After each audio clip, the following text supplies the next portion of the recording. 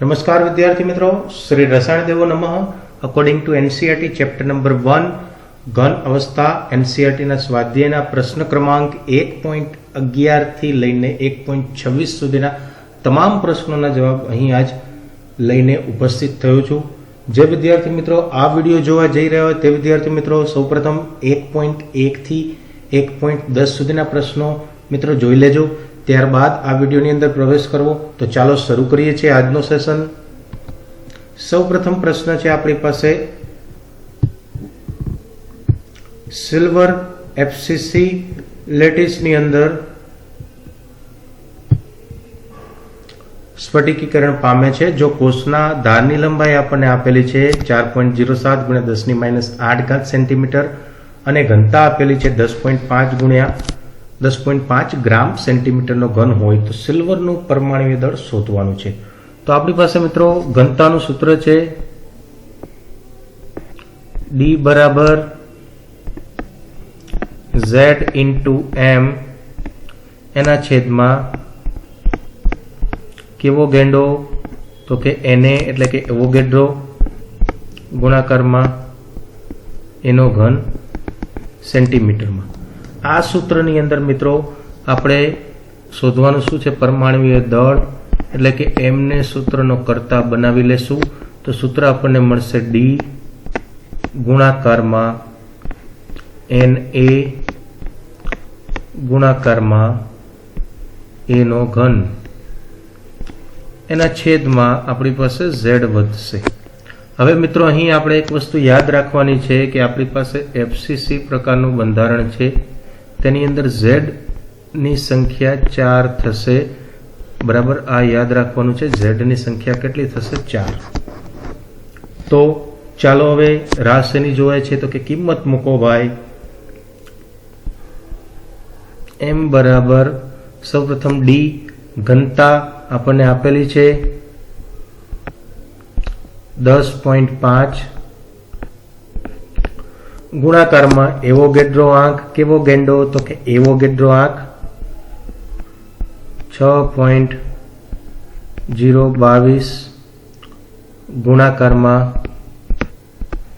10⁻23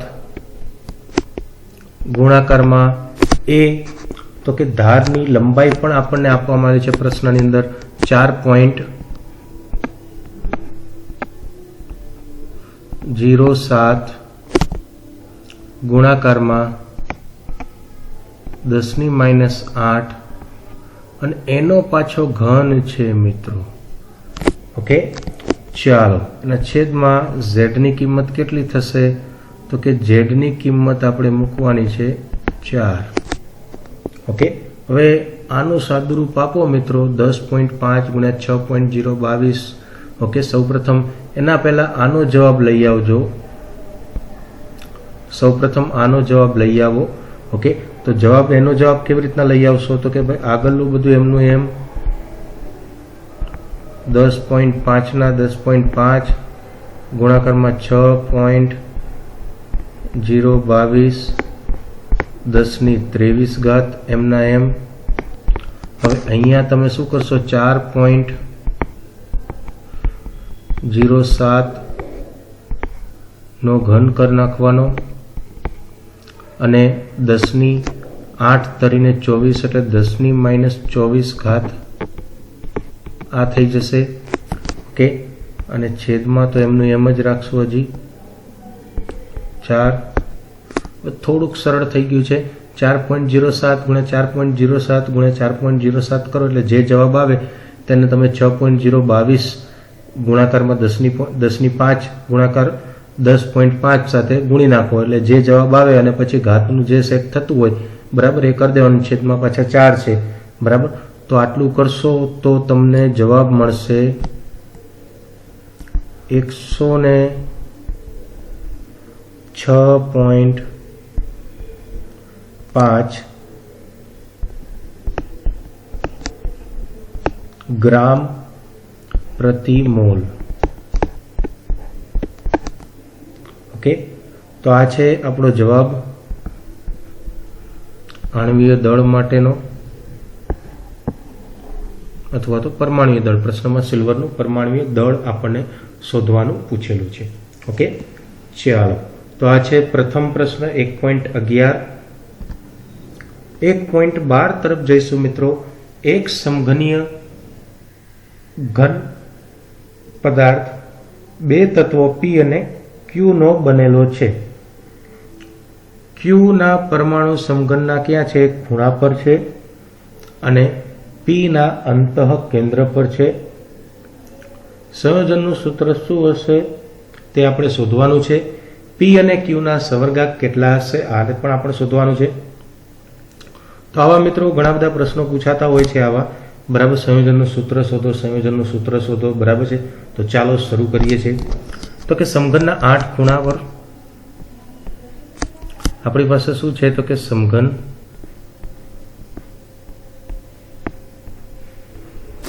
તેના 8 ખૂણા હોય.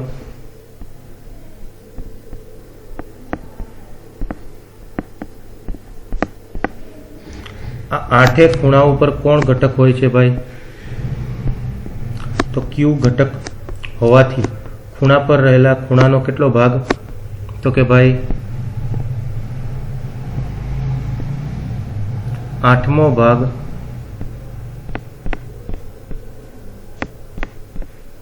કોનો હોય? તો કે 8મો ભાગ એકમ કોષમાં હોય.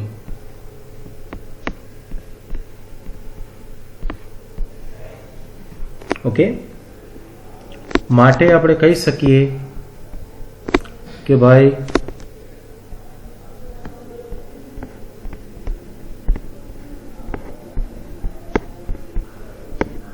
એકમ કોષમાં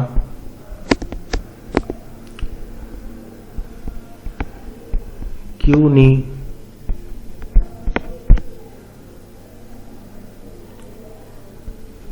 સંખ્યા બરાબર શું થાય? તો કે 8 ગુણાકારમાં 1/8 એટલે 8 8 કટ વધે શું? તો કે 1 એટલે Q બરાબર શું થયું? 1. ઓકે, આ જ રીતના આપણને પ્રશ્નમાં બીજું શું કીધું છે? તો કે ભાઈ P પરમાણુ ક્યાં છે? તો કે P આપણને કીધું છે પ્રશ્નમાં અંતઃ કેન્દ્ર ઉપર.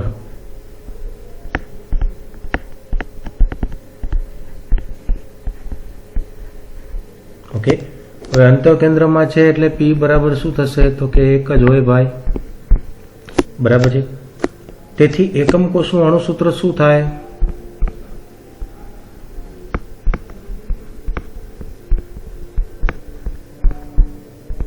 તો અણુસૂત્ર બંનેની સંખ્યા 1 1 છે એટલે P1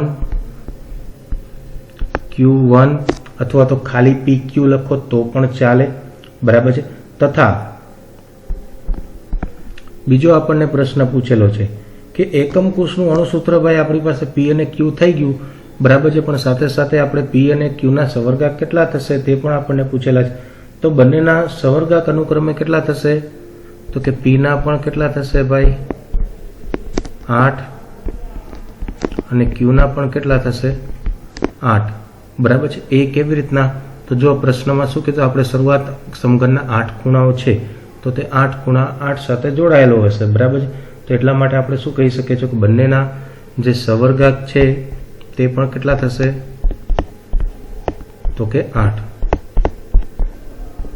ઓકે, ચાલો તો આગળ જઈશું. 1.13 નિયોબિયમ અંતઃ કેન્દ્રિત સમઘનીય રચનામાં સ્ફટિકીકરણ પામે છે. જો ઘનતા 8.55 ગ્રામ સેન્ટીમીટરનો ઘન હોય તો નિયોબિયમનું પરમાણુય દળ 93U લઈને તેની પરમાણુય ત્રિજ્યા આપણે ગણવાની છે. ઓકે, તો ચાલો શરૂ કરીએ છીએ. અહીં આપણી પાસે શું માહિતી છે મિત્રો? સૌ પ્રથમ તો પ્રશ્નમાં આપણે જોઈએ તો કે આપણી પાસે ઘનતા આપેલી છે D બરાબર કેટલી છે? તો કે 8.55 ગ્રામ સેન્ટીમીટરનો ઘન. પરમાણુ ભાર આપણને આપેલો છે એમ બરાબર કેટલો થવાનો છે તો કે 93 ગ્રામ પર મોલ. ઓકે, હવે અહીં આપણને શું કહે છે, અંતઃ કેન્દ્રિત સમઘનીય છે એટલે કે Z બરાબર શું થશે તો Z બરાબર 2 થશે. BCC છે એટલા માટે મિત્રો, બરાબર છે. Na એવોગેડ્રો આંક, તેની કિંમત આપણને ખબર હોવી જોઈએ 6.022 ગુણાકારમાં 10⁻23 થશે. આ ચાલો તો સૂત્ર મૂકીએ આપણે. ડી ઘનતા બરાબર Z ગુણાકારમાં M ના છેદમાં Na. હમણાં જ આ સૂત્ર આવી ગયું છે મિત્રો ઘનતાનું. A ક્યુબ શેમાં છે, સેન્ટીમીટરમાં. તેની અંદર આપણે A ક્યુબને સૂત્રનો કરતા બનાવીશું. એનો ઘન બરાબર M ઇન્ટુ Z તેના છેદમાં ડી ગુણાકારમાં એવોગેડ્રો. ઓકે, બધાની કિંમત મૂકીશું આપણે. એનો ઘન બરાબર M, તો M આપણને આપેલો છે 93. Z તો કે BCC છે એટલા માટે 2. ત્યારબાદ ડી ઘનતા, તો એ પણ આપણને આપેલી છે 8.55. એવોગેડ્રો આપણને યાદ હોવો જોઈએ 6.022 ગુણાકારમાં 10⁻23. ઓકે, તો બધાની કિંમત મૂકી છે મિત્રો, બરાબર છે. બીજું કાંઈ આપણે નવીન કરેલું નથી, બરાબર. હવે આનું સાદરૂપ આપીએ આપણે, તો એનો ઘન બરાબર આપણને સાદુરૂપ આપતા જવાબ મળશે 3.61 ગુણ્યા 10⁻23. ઓકે, હવે આપણે આને મિત્રો ઘનમૂળ કાઢવાનું છે તો તેવા સ્વરૂપમાં ફેરવીશું. તો આપણી પાસે શું હતું તો કે A નો ઘન બરાબર 3.61 ગુણાકારમાં 10⁻23 છે. તો તેને આપણે રૂપાંતરિત કરીશું 36.1 ગુણાકારમાં ઘાતની અંદર ફેરફાર થઈ જશે, -24 થઈ જશે. ઓકે, આ બાજુ હજી એનો ઘન જ છે.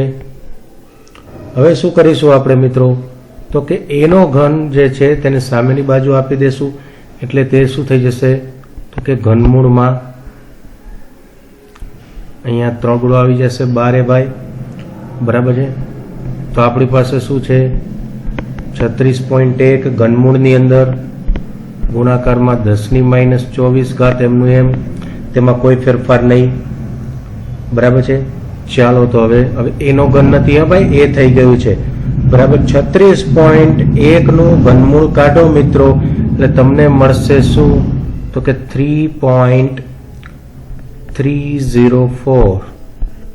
ઓકે, અને ગુણાકારમાં 10⁻24 નું ઘનમૂળ કાઢશો એટલે તે થશે 10⁻8. ઓકે, એકમ શું છે આપણો તો કે સેન્ટીમીટર. ત્યારબાદ આપણે તેને ફેરવશું થોડાક આગળ પોઈન્ટની અંદર, તો કે 330.4, તો ઘાતની અંદર ફેરફાર થશે મિત્રો 10⁻10 થઈ જશે સેન્ટીમીટરમાં, કારણ કે 2 ઘાત આપણે ફેરવી દીધા. જો પોઈન્ટમાં આ 1 અને આ 2 વખત ફેરવેલા છે, બરાબર છે. હવે તેને આપણે મીટરમાં ફેરવીશું મિત્રો, તો થઈ જશે 330.4 ગુણાકારમાં 2 ઘાતનો તફાવત હોય મિત્રો 12 મીટર માઇનસમાં, બરાબર છે.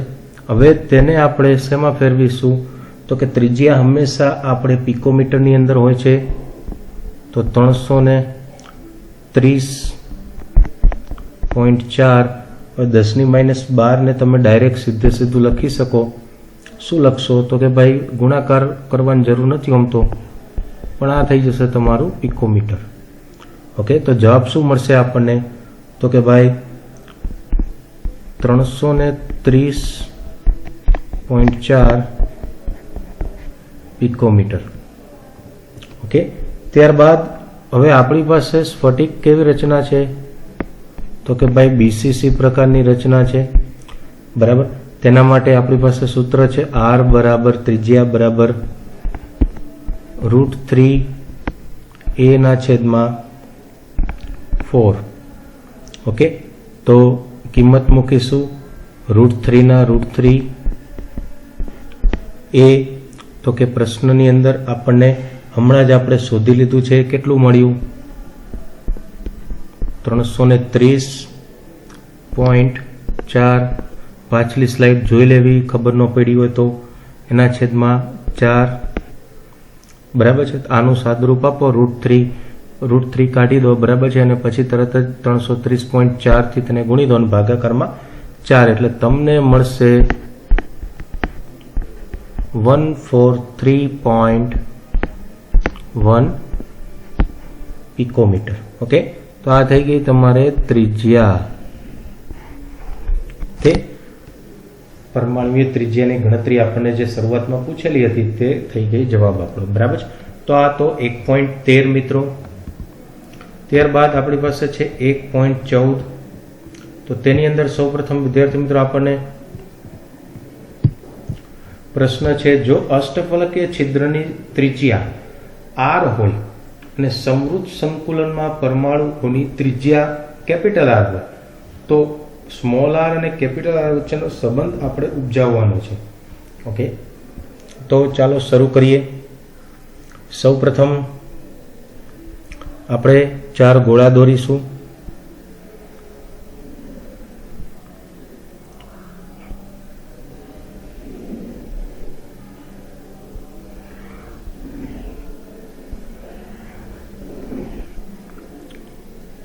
ઓકે, તેની મધ્યમાં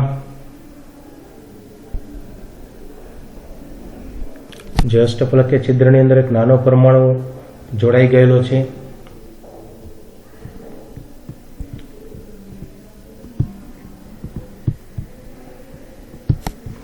હવે તેની અંદર આપણે કેન્દ્ર બિંદુ લઈ લેશું.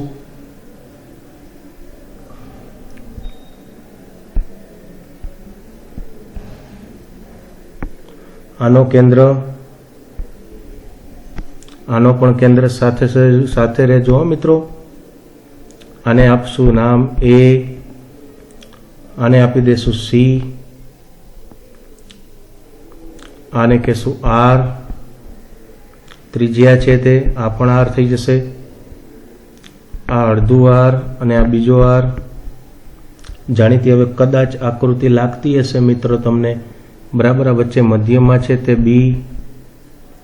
ઓકે, અને આ જે નાની ત્રિજ્યા છે તેને સ્મોલ r કહેશું બંને તરફ.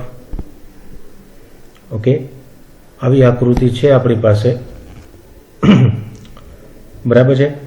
શું કહે છે? અષ્ટફલકીય છિદ્રની ત્રિજ્યા સ્મોલ r હોય. બરાબર, આ વચ્ચે તમે જુઓ છો. બરાબર, જે નાનો ગોળો આપેલો છે તે શું છે? અષ્ટફલકીય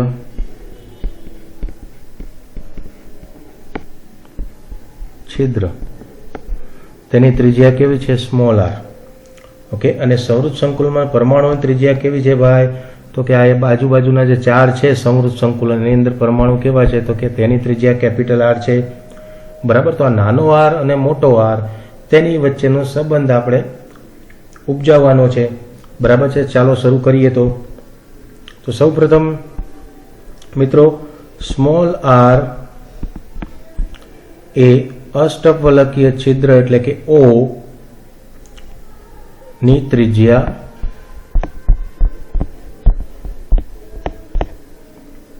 અને કેપિટલ R એ ઘટક કણની ત્રિજ્યા છે સ્મોલ આર તથા કેપિટલ આર. ઓકે, ત્યારબાદ આકૃતિ ઉપરથી આપણે કહી શકીએ, આપણે લઈએ છીએ ત્રિકોણ ABC માટે. ઓકે, તો તેના માટે આપણે પાયથાગોરસ અપ્લાય કરીશું મિત્રો.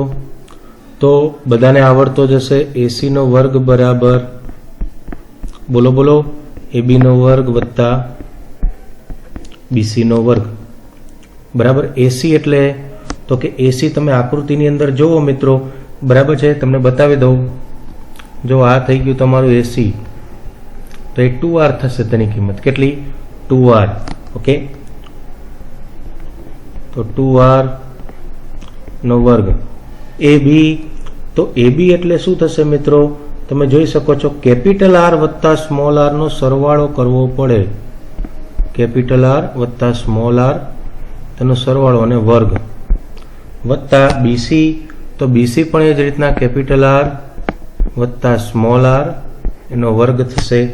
બરાબર છે. એ જ રીતના આનું સાદુરૂપ આપીએ તો 4R નો વર્ગ બરાબર અહીંયા શું થશે? તો કે 2 વખત આપણી પાસે છે ને ભાઈ, તો સીધું લખી નાખીએ 2 વખત R વત્તા સ્મોલ r નો વર્ગ થઈ ગયો. બરાબર છે. તો હવે શું કરીશું? તો કે ભાઈ આપણી પાસે હવે થશે √2 કેપિટલ R નું વર્ગમૂળ કાઢી લીધું છે. સામેનો વર્ગ આપણે કાઢી મૂક્યો એટલે બરાબર. આ બાજુનો વર્ગ તમે કાઢી નાખો એટલે સામેની બાજુ વર્ગમૂળ લાગી જાય. બરાબર છે. એટલે અહીંયા શું વધશે જમણી બાજુ? તો કે કેપિટલ R વત્તા સ્મોલ r. ઓકે, ત્યારબાદ હજી સાદુરૂપ આપીશું √2R. કેપિટલ R ની ડાબી બાજુ લઈ આવશું, -R બરાબર આ થઈ જશે સ્મોલ r. બરાબર છે. તો હજી સાદુરૂપ આપશું મિત્રો. R કોમન કાઢશું, અહીંયા √2 -1 કૌંસમાં બરાબર R. હવે લખી શકાય કે ભાઈ R બરાબર 0.414 કેપિટલ R. ઓકે, લખી શકાય છે. તેનો ગુણોત્તર લઈ લો. સ્મોલ r ના છેદમાં કેપિટલ R બરાબર 0.414. ઓકે, તો આ છે આપણો ગુણોત્તરનો જવાબ મિત્રો. એકદમ સરળ પ્રશ્ન છે મિત્રો. બરાબર, આકૃતિ આધારિત પૂરેપૂરો પ્રશ્ન છે. ઓકે, ચાલો ત્યારબાદ આગળ જઈશું. તો હાલો ચાલુ કરીએ છીએ. કોપર FCC લેટીસમાં સ્ફટિકીકરણ પામે છે અને તેની ધારની લંબાઈ આપણને આપેલી છે 3.61 × 10⁻8 સેન્ટીમીટર છે. તો દર્શાવો કે તેની ગણતરીથી મેળવેલી ઘનતા માપેલી ઘનતાના મૂલ્ય 8.92 ગ્રામ સેન્ટીમીટરનો ઘનને મળતી આવે છે. તો ચાલો શરૂ કરીએ છીએ મિત્રો. તો અહીં વિદ્યાર્થી મિત્રો તમે જોઈ શકો છો કે આપણને ધારની લંબાઈ એ બરાબર આપેલી છે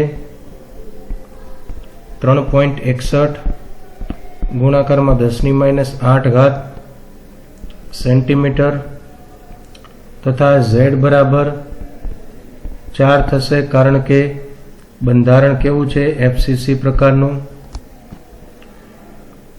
M તો M પણ આપણને આપેલો છે. કેટલો છે? FCC લેટીસમાં સ્ફટિકીકરણ પામે છે. ધારની લંબાઈ આપણને આપેલી છે.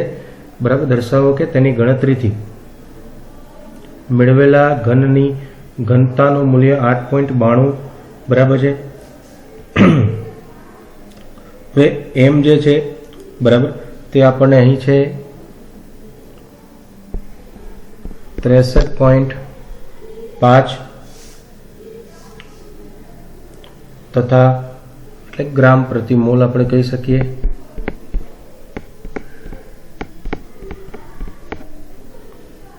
Na એવોગેડ્રો આંક 6.022 ગુણાકારમાં 10⁻23. ઓકે, હવે આપણી પાસે સૂત્ર છે મિત્રો,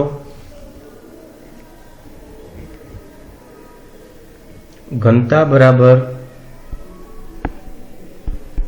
D બરાબર Z ગુણાકારમાં M A નો ઘન ગુણાકારમાં Na. બધાની કિંમત મૂકીએ. Z બરાબર 4, M બરાબર 63.5, D આ D છે અહીંયા A નો ઘન, તો કે ભાઈ A આપણને આપેલો છે 3.61 ગુણાકારમાં 10⁻8 બરાબર છે, તેનો પણ ઘન. એવોગેડ્રો તો કે 6.022 ગુણાકારમાં 10⁻23. ઓકે, હવે આનું સાદુરૂપ આપો એટલે તમને સીધું મળે 8.97 ગ્રામ સેન્ટીમીટરનો ઘન. ઓકે, અહીં મિત્રો પ્રશ્નમાં તમે જુઓ તો એમની કિંમત આણ્વીય દળ ક્યાંય તમને આપેલી નથી, બરાબર છે. એટલે મારા ખ્યાલ મુજબ તમને અહીં એમ જે છે બરાબર તે 63.5 આપેલો હોવો જોઈએ, અથવા તો કોઈ પરમાણુનું તમને ત્યાં નામ આપેલું હોવું જોઈએ. એટલે પ્રશ્નની અંદર અહીં ભૂલ છે મિત્રો, બરાબર છે. તો તેની અંદર એક જ મિનિટ ચોપડીમાં જોઈ જ લઉં.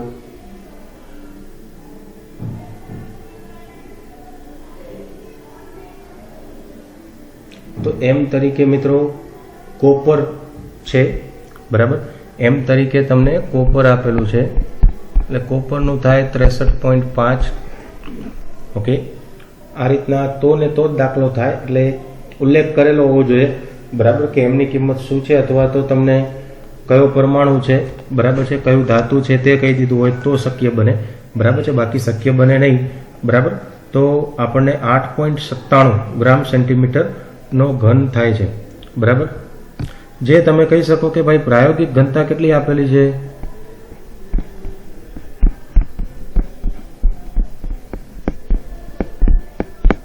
તો કે ભાઈ 8.92, બરાબર છે. તેના નજીકનું મૂલ્ય છે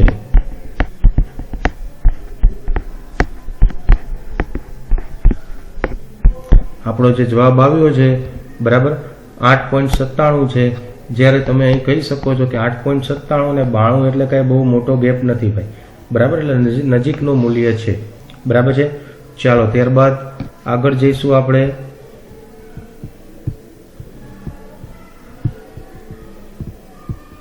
હવે જો પૃથ્થકરણ દર્શાવે છે કે નિકલ ઓક્સાઇડને નિકલ 0.98O1 સૂત્ર છે, નિકલનો કેટલો અંશ Ni+2 અને Ni+3 તરીકે અસ્તિત્વ ધરાવે છે.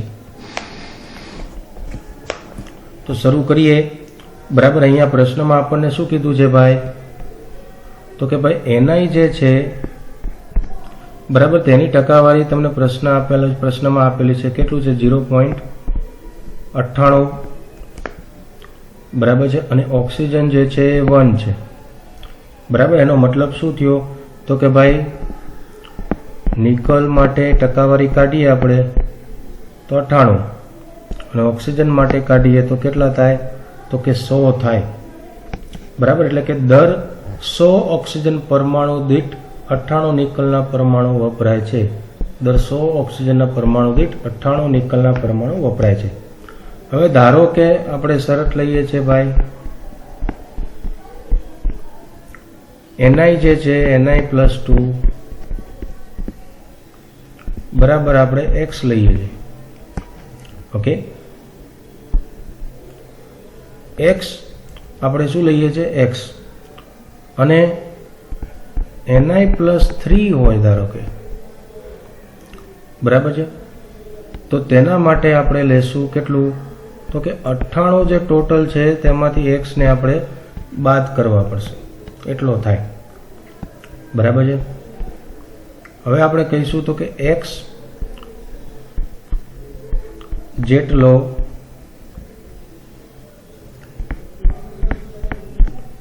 x જેટલા Ni+2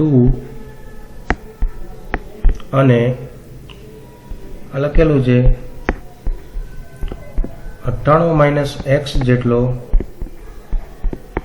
અથવા તો જેટલા Ni+3 કે આયનોનો કુલ વીજભાર એ કેટલો હોય, તો કે 100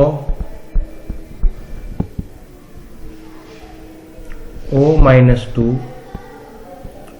આયનોના વીજભાર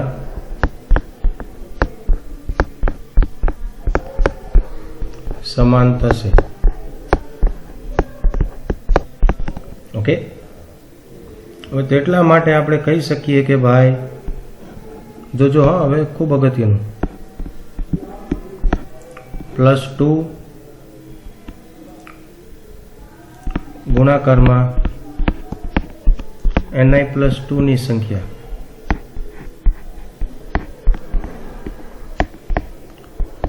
વત્તા એ જ રીતના શું વીજભાર છે, +3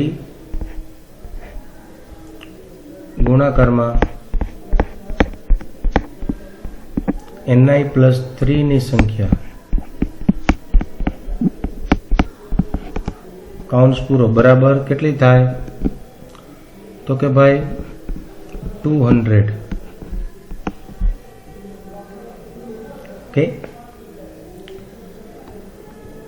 બેયનું ભેગું કરો, બેયની સંખ્યા જો 2 હોય તો કેટલી થાય, તો કે 200 જેટલી, બરાબર. આપણું સૂત્ર રેડી છે. ચાલો તો હવે કિંમત મૂકીશું, તો કે ભાઈ 2x વત્તા 398 કૌંસની અંદર 98, 3 કૌંસમાં 98 - x બરાબર આપણા કેટલા છે ટોટલ, તો કે 200. હવે આને ગણિત આપણું છે ભાઈ, આ 2x ના 2x બરાબર છે, વત્તા 98 × 3 કરો એટલે 294 - 3x બરાબર 200. તેનાથી x ની કિંમત આપણને મળશે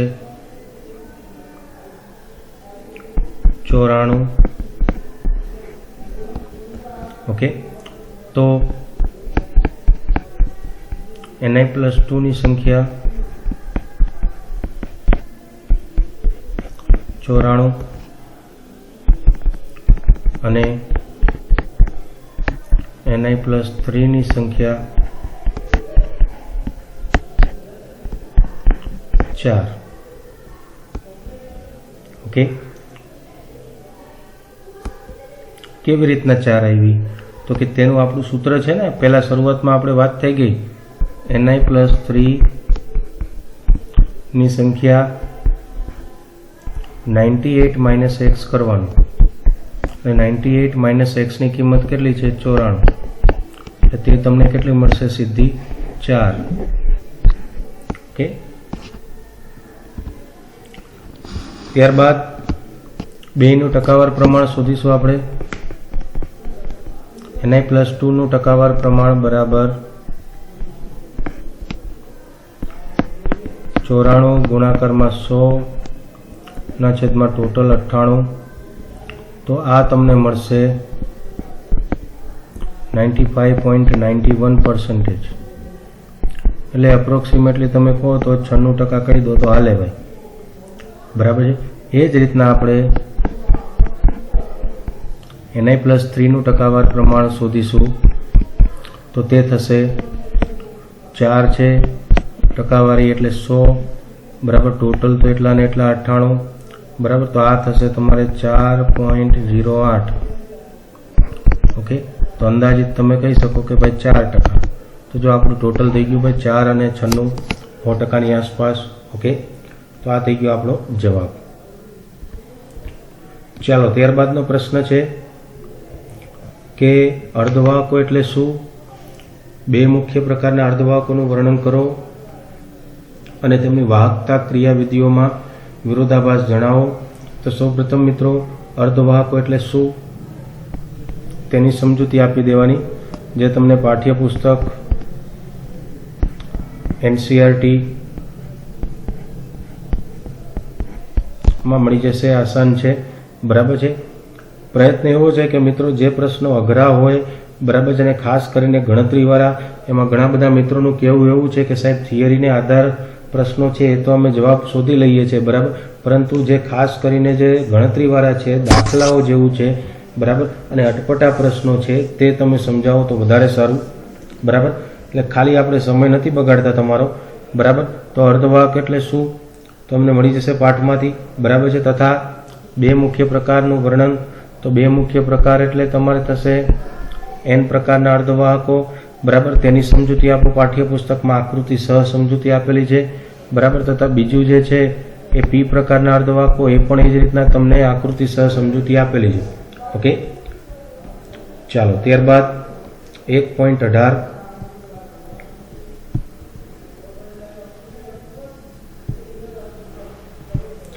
તો પ્રશ્ન છે બિન તત્વ યોગમિતીય cuprous oxide that is CO2 પ્રયોગશાળામાં બનાવી શકાય છે. આ ઓક્સાઇડમાં કોપર અને ઓક્સિજનનો ગુણોત્તર 2:1 કરતાં થોડો કેવો છે? ઓછો હોય. તમે એ હકીકતની માહિતી આપી શકશો કે આ પદાર્થ p પ્રકારનું અર્ધવાહક છે, બરાબર. હવે જો અહીંયા પ્રશ્નમાં આપણને શું આપેલું છે કે ભાઈ Cu2O, બરાબર, તેની અંદર તમે જુઓ તો કે ભાઈ કોપર જેમ ઓક્સિજનનું પ્રમાણ કેટલું છે? તો ભાઈ કહી શકાય કે 2:1 પ્રશ્નમાં આપેલું છે. ઓકે, કરતા કેવું? ઓછું હોય.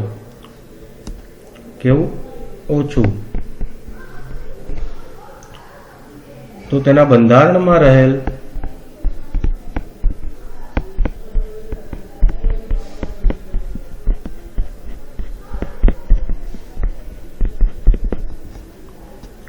Cu+1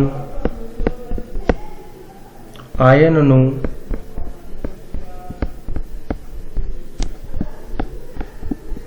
Cu+2 આયન દ્વારા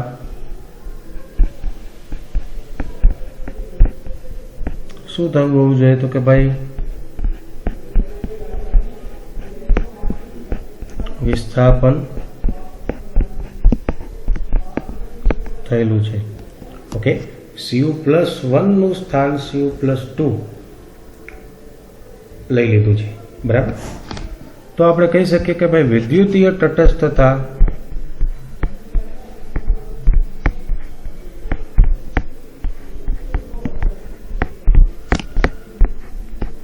જાળવી રાખવા માટે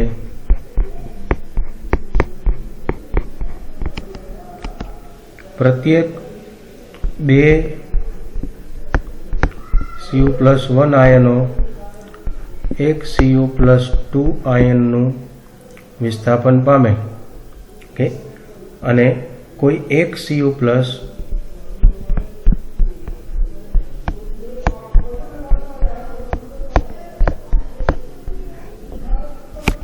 આયનની જગ્યા જે છે તે કેવી થઈ જશે? ખાલી.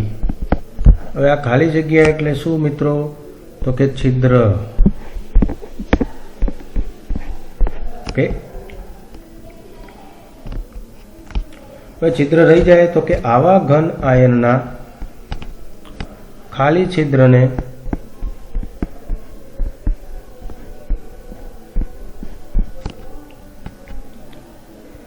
તેના કારણે શું થશે? તો કે વિદ્યુતનું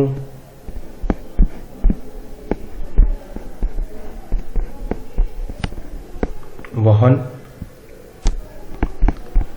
થાય છે, જેને કારણે કહી શકાય કે બિન તત્વયોગમિતીય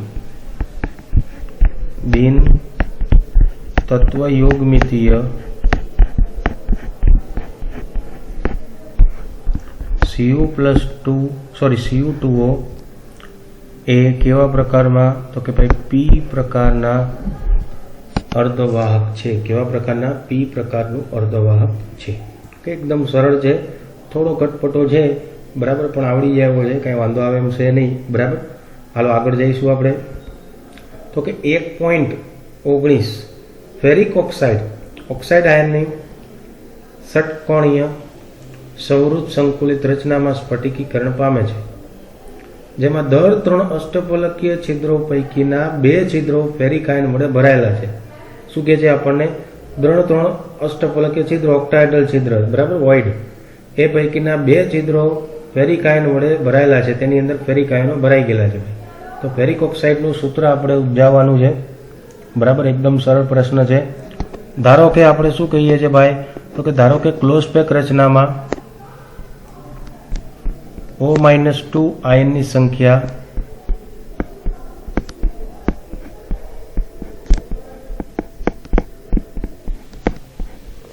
90 છે, આપણે લઈએ છીએ ભાઈ, બરાબર. અંદાજ મારવો પડશે ભાઈ, એમને એમ દાખલો નહીં થાય, બરાબર. ધારો કે આપણે શું કહીએ છીએ કે O-2 આયનની સંખ્યા કેટલી છે ભાઈ? 90. તો માટે હું શું કહી શકી કે ભાઈ અષ્ટફલકીય છિદ્રની સંખ્યા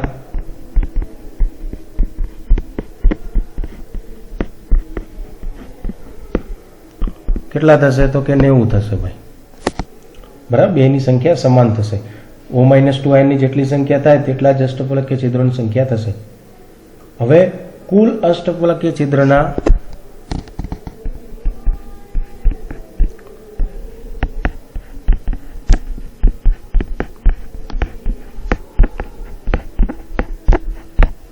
પ્રશ્નમાં કીધું છે ભાઈ, મારા ઘરનું નથી ઉમેરતો, જોજો.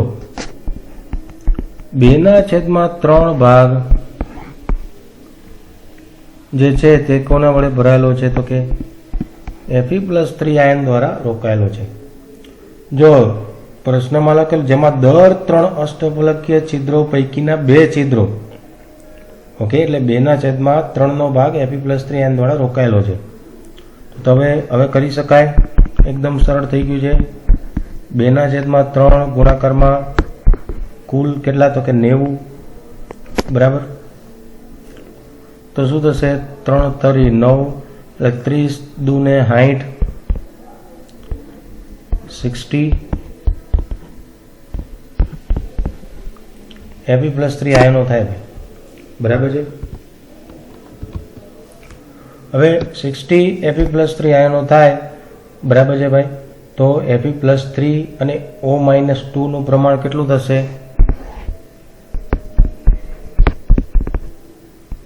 +3 અને O-2 નું પ્રમાણ કેટલું થશે અનુક્રમે? તો કે Fe+3 જે છે તે આપણને કેટલા મળ્યા ભાઈ? તો કે 60, અને O-2 કેટલા મળ્યા? તો કે ભાઈ 90, બરાબર. એટલે તમે કહી શકો 2/3, એટલે સૂત્ર શું બને આપણું? તો કે Fe2O3, કે એકદમ ફેરિક ઓક્સાઇડનું સૂત્ર શું થઈ જશે? Fe2O3, okay. ચાલો આગળ હાલીશું ભાઈ. 1.20 જોતા રહેજો મિત્રો, બરાબર છે. છેલ્લે સુધી આપણે સેટ કરીશું, બરાબર છે. ચાલો પ્રશ્ન છે હવે 1.20. નીચેનામાંથી દરેકનું P પ્રકારના કે N પ્રકારના અર્ધવાહક તરીકે તેનું વર્ગીકરણ કરો ભાઈ, બરાબર છે. અને શું કીધું છે આપણને? તો કે ઇન્ડિયમ વડે ડોપ કરેલું જર્મેનિયમ અને બોરોન વડે ડોપ કરેલું સિલિકોન, બરાબર. ચાલો સૌપ્રથમ પહેલાની વાત કરશું આપણે. ઇન્ડિયમ વડે ડોપ કરેલું જર્મેનિયમ, તો કે ભાઈ જર્મેનિયમ જે છે Ge, તેનો સમૂહ કેટલો છે ભાઈ? તો કે 14મો સમૂહ, બરાબર છે. 14મા સમૂહનું તત્વ છે. તો જ્યારે ઇન્ડિયમ જે છે, ઇન્ડિયમ In, તેનો સમૂહ કયો છે ભાઈ? તો કે 13મા સમૂહનું તત્વ છે, બરાબર. જેથી ઇન્ડિયમની સંયોજકતા કક્ષામાં માત્ર 3 ઇલેક્ટ્રોન છે. ઇન્ડિયમની સંયોજકતા કક્ષામાં કેટલા? માત્ર 3 ઇલેક્ટ્રોન છે ભાઈ. જેના લીધે એક ધનભારિત અવકાશ છિદ્ર ઉત્પન્ન થાય છે. શું થશે? 1 ધનભારિત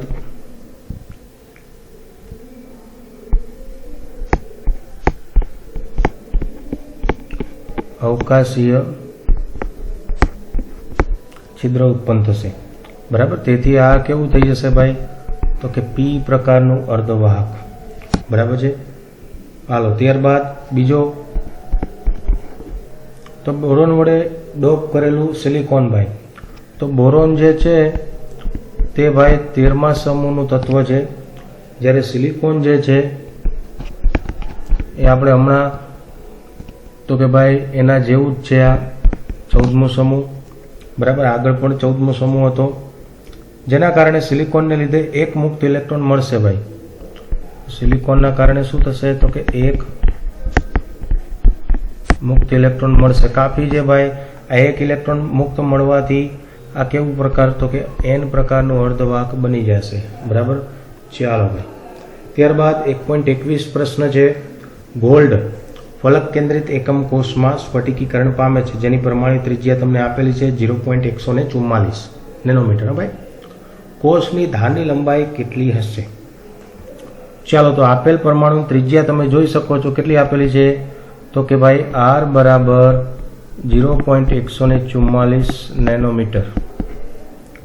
બરાબર. ત્રિજ્યા છે તો આપણે ધારની લંબાઈ A બરાબર પ્રશ્નાર્થ શોધવાનું છે. બરાબર. ને એમાં પાછી રચના કયા પ્રકારની આપેલી છે? તો કે FCC. બરાબર છે. ફલક કેન્દ્રિત. હા ભાઈ મિત્રો જોજો, તો સૂત્ર છે આપણી પાસે A બરાબર 2√2R. બરાબર છે. 2 ના 2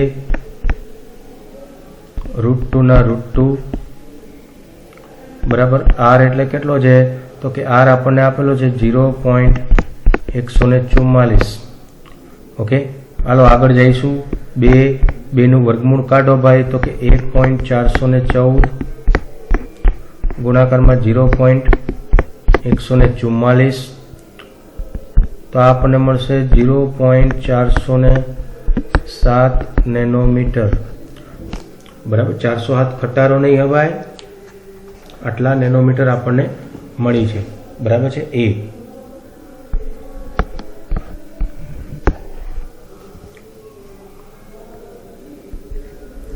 407 નેનોમીટર. ઓકે.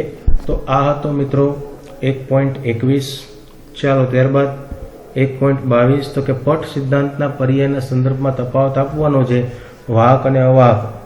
બરાબર. તો પહેલા જો તમારે શું લખવાનું? તફાવત લખી નાખવાનો, વાહક અને અવાહક. તો 10મા વાળાને આવડે હા ભાઈ આટલું તો, પણ થોડુંક ડિટેલમાં આપણે લખવાનું છે. બરાબર છે. ત્યારબાદ શું કહે છે? ત્યારબાદ વાહક અને અર્ધવાહક વચ્ચે આ જ રીતના બીજું વાહક અને અર્ધવાહક વચ્ચે પણ તમારે શું કહેવાય? પર્યાયના સંદર્ભમાં તફાવત આપવાનો છે. બરાબર. આવડી જાય એવો છે, પાઠ્યપુસ્તકમાંથી તમને સીધો મળી જશે. બરાબર છે. ચાલો આગળ જઈશું. હાલો હવે જે આપણી પાસે 1.23 યોગ્ય ઉદાહરણ સાથે નીચેના પર્યાયો સમજાવો. વ્યાખ્યાઓ જ છે મિત્રો. બરાબર. બેઠી ચોપડીમાંથી ઉપાડેલી છે. શોર્ટકી, ફ્રેન્કલ, આંતરાલી અને એપ કેન્દ્રો. બરાબર છે. તો એમાંય આપણે ટાઈમ નથી બગાડતા. હાલો આગળ જઈશું આપણે 1.24. તો કે ભાઈ એલ્યુમિનિયમ સમઘનીય સમૃદ્ધ સંકુલિત રચનામાં સ્ફટિકીકરણ પામે છે, તેની ધાત્વિક ત્રિજ્યા આપણને આપેલી છે 125. કેટલી? 125 પિકોમીટર છે. તો એકમ કોષની ધારની લંબાઈ કેટલી હશે? અને એલ્યુમિનિયમના 1.00 સેન્ટીમીટર ઘન કદમાં કેટલા એકમ કોષ રહેલા છે તે આપણે શોધવાનું છે. તો પહેલો પ્રશ્ન શું છે આપણો મિત્રો? તો કે એકમ કોષની ધારની લંબાઈ. તો ત્રિજ્યા આપણને આપેલી છે. જો હમણાં જ આવો દાખલો કર્યો. R બરાબર કેટલું છે ભાઈ? તો કે 125 પિકોમીટર. બરાબર છે. તો ધારની લંબાઈ એ આપણે શોધી શકીએ પ્રશ્નાર્થ. બરાબર. ચાલો FCC અથવા તો CCP જો આવું બંધારણ હોય તો તેનું આપણે એનું સૂત્ર છે આપણી પાસે, હમણાં જ આપણે લખ્યું 2√2R 2 ના 2 √2. તો કે ડાયરેક્ટ કિંમત મૂકવા ભાઈ આગલા દાખલામાં આપણે મૂકેલી છે 1.414 વર્ગમૂળ 2 કાઢો એટલે બરાબર R આર આપણને કેટલા આપેલા છે 125 પિકોમીટર બરાબર છે। આની ગણતરી કરો એટલે 354 પિકોમીટર મળે ભાઈ બરાબર છે। પિકોમીટરને આપણે સેન્ટીમીટરમાં ફેરફાર કરશું ભાઈ તો 354 ગુણાકારમાં થશે 10⁻10 સેન્ટીમીટર। ઓકે, પિકોમીટરમાંથી આપણે સેન્ટીમીટરની અંદર રૂપાંતર કરેલું છે બરાબર। તો આ થઈ ગઈ એની કિંમત। ઓકે, હાલો બીજો પ્રશ્ન શું છે આપણી પાસે તો કે ભાઈ એલ્યુમિનિયમના 1.00 સેન્ટીમીટર ઘન કદમાં કેટલા એકમ કોષ સમાયેલા રહેશે બરાબર। તો એકમ કોષનું કદ જે છે મિત્રો V બરાબર આપણી પાસે ગણિત થોડું L ગુણ્યા B ગુણ્યા H બરાબર, લેન્થ બ્રેથ હાઇટ એટલે બધું શું થશે એનો ઘન બરાબર છે। એ આપણે શું છે તો કે હમણાં જ શોધી લીધો ભાઈ 354 ગુણાકારમાં 10⁻10 નો ઘન બરાબર। તો આ 354 ગુણ્યા 354 ગુણ્યા 354 કરો બરાબર। ત્યારબાદ આ ઘાત આપી દો એને તો 4.44 વૈજ્ઞાનિક સંકેતમાં લખશું હા આપણે ડાયરેક્ટ 10⁻23 ઘાત આવે અને એકમ થશે સેન્ટીમીટરનો ઘન।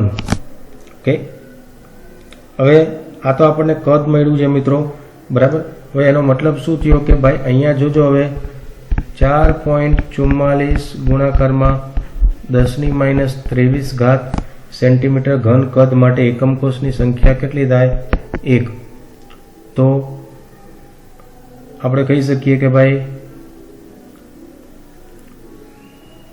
1 સેન્ટીમીટર ઘન જે પ્રશ્નમાં આપ્યું છે મારું ઘનનું નથી નાખતો જોતા રહેજો પાછા એના માટે કદ માટે એકમ કોષની સંખ્યા કેટલી ચોકડી ગુણાકાર બરાબર છે 1 ગુણાકારમાં 1 કરો નો કરો હાલે બરાબર છે ના છેદમાં શું થશે તો કે 4.44 10⁻23 ઘાત આનું સાદુરૂપ આપો એટલે 2.25 ઘાત થશે ગુણાકારમાં 10⁻22 ઘાત જવાબ આવશે। ઓકે, તો આ છે મિત્રો પ્રશ્ન ક્રમાંક 1.24 બરાબર। હાલો આગળ જઈશું। જો NaCl ને 10⁻³ મોલ % SrCl2 વડે ડોપ કરવામાં આવે તો ધન આયન અવકાશની સાંદ્રતા શું હશે? આવા ઘણા બધા પ્રશ્નો પૂછાતા હોય છે મિત્રો બરાબર છે, તો ધ્યાન રાખજો। ધારો કે આપણે શું છે તો કે NaCl ના મોલ કેટલા છે 100 માટે ડોપિંગ પામેલ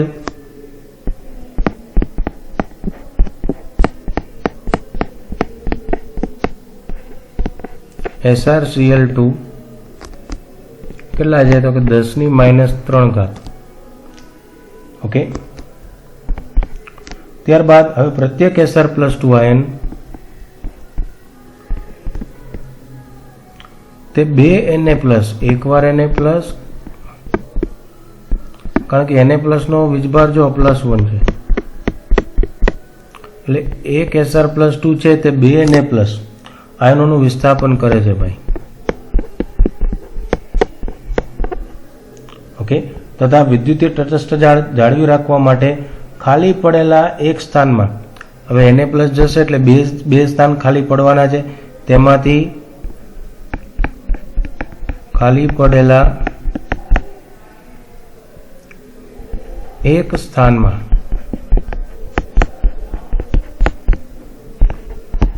Sr+2 પોતે ગોઠવાઈ જશે ભાઈ બરાબર છે।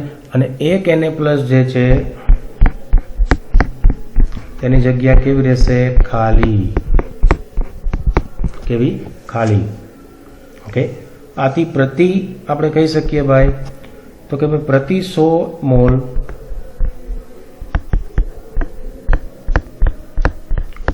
NaCl ના સ્ફટિકમાં ઉત્પન્ન થતા અવકાશ કેટલા થાય તો કે ભાઈ 10⁻³ મોલ SrCl2 જેટલા બરાબર છે। તો 1 મોલ NaCl માં ઉત્પન્ન થતા અવકાશની સંખ્યા શું કહે છે ભાઈ? પ્રતિ 100 મોલ NaCl સ્ફટિકમાં ઉત્પન્ન થતા અવકાશ 10⁻³ મોલ. તો 1 મોલ NaCl માં ઉત્પન્ન અવકાશની સંખ્યા કેટલી થાય? તો કે ભાઈ શોધી લઈએ. 1 ગુણાકારમાં 10⁻³ આ 100 ઉપર જશે એટલે કેટલા આવશે? 10⁻5 મોલ થાય. માટે આપણે કહી શકીએ કે ભાઈ 10⁻5 તેને આપણે એવોગેડ્રોથી ગુણાકાર કરી નાખીએ. 1 મોલ છે એટલા માટે Na થી 6.022 ગુણ્યા 10⁻23 બરાબર. તો કેટલો જવાબ આવશે? તો કે 6.022 10⁻23 અને 5 બરાબર. એનું સેટિંગ કરી નાખો એટલે 10⁻18 પ્રતિ મોલ છિદ્રોની સંખ્યા આવે. કેટલી? ફરીથી લખું છું. 6.022 ગુણાકારમાં 10⁻18 કેટલી? 10⁻18 બરાબર છે. આટલા છિદ્રોની સંખ્યા આપણને મળે. ઓકે, હાલો આગળ જઈશું. તો 1.24 યોગ્ય ઉદાહરણ સાથે નીચેના શબ્દો સમજાવો. લોહ ચુંબકત્વ, અનુચુંબકત્વ, ફેરીમેગ્નેટિઝમ, પ્રતિલોહ ચુંબકત્વ તથા 12 16 અને 13 15 સમૂહના સંયોજનોની સમજૂતી આપવાની છે. તો બધું પાઠ્યપુસ્તકમાં મિત્રો મળી જશે તમને. બરાબર છે. વધારે ડિટેલમાં આપણે નથી જતા આની અંદર. બરાબર છે. ખાલી તમને એટલું કહી દઉં, 12 અને 16 જે છે બરાબર છે મિત્રો, તો 12 અને 16ના તત્વોમાં સંયોગીકરણ જે બનતું હોય છે ઘન પદાર્થો ને આપણે 12 16ના સંયોજનો કહેતા હોઈએ છીએ. અને એ જ રીતના 13 અને 15ના તત્વોના સંયોગીકરણથી જે બનતા ઘન પદાર્થો છે તેને આપણે શું કહીએ છીએ? તો કે 13 15 સમૂહના સંયોજનો કહેવામાં આવે છે. બરાબર. અને તેના ઉદાહરણ તમને આપી દઉં. બરાબર છે. 12 અને 16 એટલે તમને ઉદાહરણમાં મળશે ZnS, CDS, CDSE, cadmium, selenium તથા મર્ક્યુરી, ટેલોરિયમ, HgTe. આ સંયોજનો છે આયની બંને લાક્ષણિકતા દર્શાવે છે. એટલે 12 થી 16 વાળા છે આપણા. બરાબર છે. એ જ રીતના 13 થી 15ના ઉદાહરણ તમને આપી દઉં મિત્રો. તો કે INSB, ALP તથા GaAs, ગેલિયમ આર્સેનાઇડ. બરાબર. આ તેના ઉદાહરણ છે. બરાબર. તો આ છે આપણો આખો સમગ્ર સ્વાધ્યાય મિત્રો. બરાબર છે. આપણે આજ રોજ પ્રશ્ન ક્રમાંક 1.11 થી શરૂઆત કરેલી છે તથા 1.26 સુધી આપણે પૂર્ણાહુતિ કરીએ છીએ. બરાબર છે. આ જ રીતના બીજા બધા પાઠની પણ સ્વાધ્યાય તથા લખાણ સંબંધી પ્રશ્નો બનાવવામાં આવશે મિત્રો. બરાબર છે. કોઈ પણ ડાઉટ હોય તો કોમેન્ટ કરી શકો છો તથા આવા કોઈ વિડીયોની ઈચ્છા હોય તો કોમેન્ટ બોક્સમાં જઈ અને કોમેન્ટ કરી શકો છો. Thank you.